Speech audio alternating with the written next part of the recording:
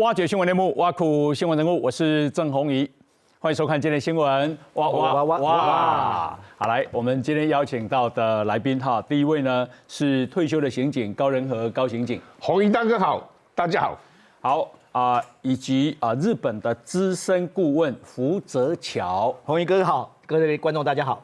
好，另外我们邀请到的是这个命理老师廖美兰廖老师，郑大哥好，各位观众大家好。好，以及这个智商心理师林翠芬老师，郑大哥好，大家好。好，以及私家侦探 Marco， 弘仪哥好，大家好。那么我们今天主题是失踪的人生。好，日本有一个连环爆炸案的通缉犯，他叫桐岛聪。那么这个人就是桐岛聪，他早期的照片，桐岛聪。然后日本个通缉，警察厅通缉，昭和29年出世的呢。好，你昭和几年？我昭和46年。哈，你也知道啊？我知。民国56年。安尼算45年了。安45年。好 ，OK。那他桐岛聪这个因为这个有罪在身，所以被通缉了大概50年之久对，咱今日要探讨的讲，50年伊是要安怎无新婚对不？所以有很多限制，他为什么有办法逃亡这失踪的50年的人生是怎么过的？那也不只是他其实台湾也有很多这样的人人生有很多这样的阿拉伯路被征信社被吹人对不？好，所以这个桐岛聪为什么这个被通缉50年？咱先请福泽桥跟大家介绍一下。好，那跟大家在讲这个桐岛聪的时候先讲这个人这个人他大概是在1970年代，他就在明治大学念4年级的时候加入了一个叫做东亚反日武装战线。那东亚反日武装战线是怎么来的？因为这段历史在台湾其实是很少被谈到。为什么很少被谈到？因为呢，这一段历史其实是跟当时的学生运动是有关系的。是，他们是从全学斗，也就是呢，大家如果有去看什么早稻田的我可以亚军去攻去爬啦，当阵全学斗之后留下来的所谓的武斗派。那他们武斗派里面呢，就有这个所谓的这个东亚反日武装战线。东亚反日武装战线里面，它分了3个组，一个组叫做狼。那另外一个组叫做大地之牙。那第3个组就是桐岛聪他所在的这个组叫做天蝎。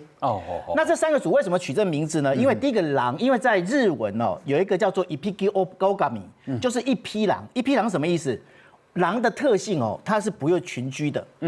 我就是单独行动，我四个去跑。所以他们第一组最猛的那一组叫做狼。那第2组叫大地之牙，牙是牙齿的牙。伊就讲我就是四个去夹。我这有问题我就要夹。第3个就是天蝎。天蝎嘛怎样嘛？因为天蝎他们就在讲说，我虽然力气小，但是我的毒很重所以我可以去毒死你。但他们的目的是什么？因为他们其实是当时非常激进的左派。那什么叫做左派呢？大家如果简单的划分，依照一党说，那我们要讲弘仪哥应该是清楚。永山洞，左派，标准左派。所以呢，他们当时其实是从当时的这个在华人团体里，日本的华人团体里面有个叫做华侨青年斗争里面分支出来的。他们的想法就是说，天皇不能存在，日本这个国家不对。他们在战后就在讨论这件事情，他们就是要把日本这个国家消灭，要把这个所谓的资本主义消灭掉。所以呢，他们就开始去四处的从1974年到1975年开始去引爆，说整个企业的这个引爆那个在门口放定时炸弹。是，他放定时炸弹最严重的一次呢，是在这个东京的丸之内，也就是我们在讲的标准的商店街，也就像东京的华尔街这样的一个地方。我插一下话，丸之内真的现在太美了。非常漂亮丸之内我觉得都比欧洲的购物环境还要美。尤其是到那个圣诞节的时候，那真正水到惊死人。对。那丸之内在哪里呢？丸之内其实就在皇居跟东京车站中间。不对。大家如果有去日本，一定要去看看丸之内。是那在这东京丸之内呢，它有一个叫三菱重工大楼的爆炸案，有放一个定时炸弹。它放定时炸弹在上面的时候呢，那然后造成了8个人死亡，300多人轻重伤。是。桐岛聪就是在这时候被通缉那在1975年的时候，这个犯案的有8个人全部被抓到，跟他一照起。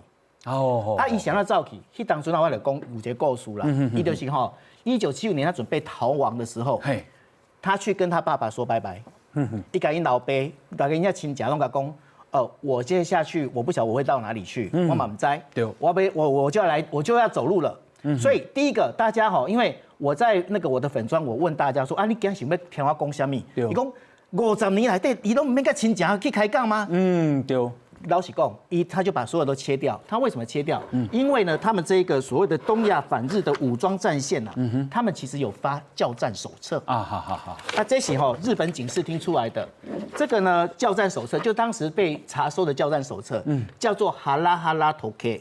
那大家一想说，哈拉哈拉夫妇，感觉很可爱啊。为什么叫夫妇？那其实哈拉哈拉呢，就是其实他把日文的巴拉巴拉是什么意思呢？整个人分解炸掉，叫巴拉巴拉。是 ，Toke 就很容易了解，里面教你怎么做定时炸弹。那在哈拉哈拉 Toke 里面有告诉你，万一你犯案之后，你怎么去隐藏你自己？对，它上面有几个教战守则哈。第一个，大家要想说，我这么通缉犯呢哇，通缉犯我是不是爱规个我得爱闭起来较对？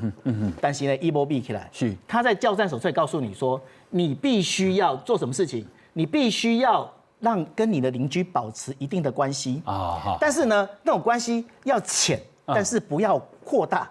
比如讲，我跟红衣哥认识，我就三不五时跟红衣哥讲，红衣哥早，红衣哥买高讲，你早，这样就好了。你也不用去深度说，知道红衣哥他在主持节目，你们都没人怎样，调完那点后，那所以呢，他在这50年里面，他跑去一个地方，那然后他的原则就是住在公寮里面，公寮里面没有洗澡的地方，所以以摄影窟拢去的，就日本有一种叫做钱汤，他跑去钱汤去摄影窟，新窟洗后，然后呢，他去爸喝个酒。钱汤是什么意思？钱汤呢，其实就是我们在讲大众的浴场。大众浴场。对，那因为以前这是回到江户时代，因为以前洗一次钱汤大概1钱1 cent 那这1 cent，所以他那时候就叫钱汤。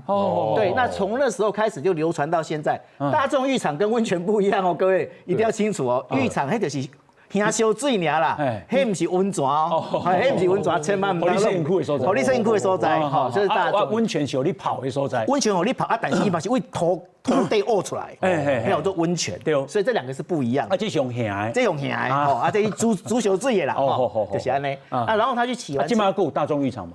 现在有是大众浴场啊，还是有啊，还是有啊，尤其在东京还有。我当时住东京，我也是喜欢去洗钱汤。洗钱汤有什么好处？应该是说那种很大的那弗洛金你这样比较是？就是华山论剑嘛，对。然后呢，然后就是在那边的话，其实就是大家我会觉得啦，因为它的那个浴场，它有不同的那个池，有热水池、冷水池。那有时候因为武当西亚、西当村那最早的时候，因为日本的依炸昭和早期的时候，其实他们房子是没有。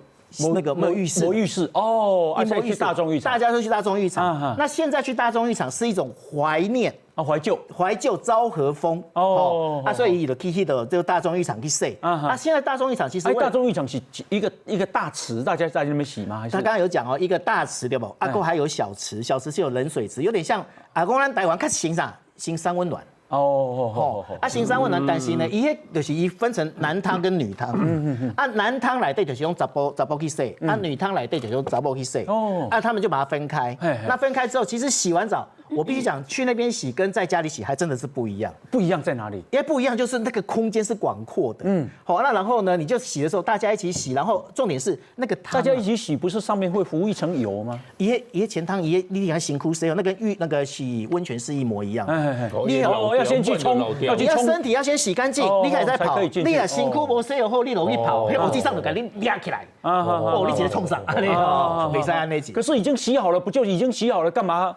那就是要泡温泉，要让整个身体的那个暖和起来。然后身体温暖之后，记住洗完钱汤有一个非常重要的重点，你必须要喝1瓶冰牛奶。为什么？牛奶喝下去，因为辛苦休嘛，冰牛奶喝下去的时候，全身好舒服。那这个桐岛聪呢，他不是喝牛奶，他跑去爸喝啤酒。然后呢，因为当时的左派哈，他们有一个非常重要，他们其实很喜欢音乐，他们喜欢艺术，喜欢音乐，喜欢自由。对啊，所以呢，他就会去那个坝里面喝一瓶啤酒，那有时候会听一听人家唱歌，他自己有时候会唱，但是呢，有一次非常危险，对，酒啉伤醉，酒啉伤醉哈，结果一登去的时阵啊，边他自己有一台吉他，边弹吉他边唱，12点。把隔壁的这个老师给吵掉哈，老师气掉啊！你看呢？